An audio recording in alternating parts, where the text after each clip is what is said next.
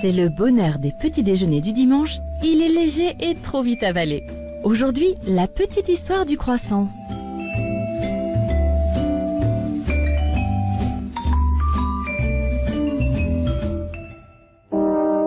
La légende raconte que le croissant serait né à Vienne en 1683.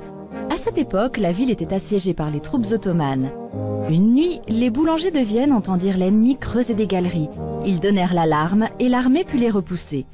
Pour immortaliser l'événement, les boulangers fabriquèrent des petits pains en forme de croissant en souvenir de l'occupant, le croissant étant le symbole de l'Empire ottoman.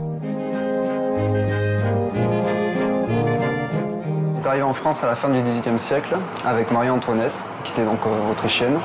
Et donc elle est venue avec ses boulangers viennois qui ont apporté toutes les spécialités, toutes les viennoiseries que l'on connaît aujourd'hui, les principales.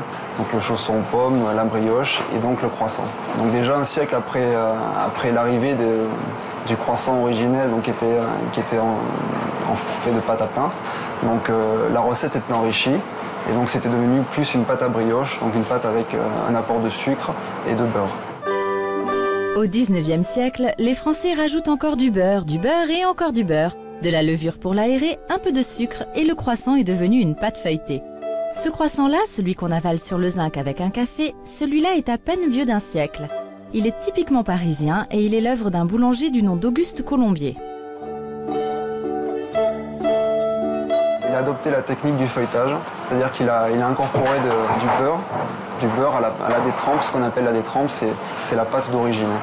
Et donc en étalant ce beurre emprisonné dans la pâte et en faisant des plis, en repliant tout simplement le pâton sur lui-même, il arrivait à former une couche de feuilletage. C'est-à-dire une couche de feuilletage, c'est de la pâte, du beurre, de la pâte, du beurre, de la pâte.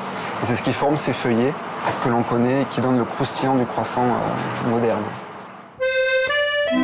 Le croissant, c'est tout un art. L'art de le fabriquer, l'art de le consommer et l'art de l'accommoder.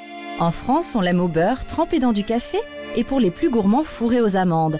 Alors qu'en Allemagne, cette viennoiserie sucrée est devenue salée. Les Allemands l'ont mariée avec du jambon et du fromage. En Allemagne ou en Autriche, ils ont beaucoup de variantes.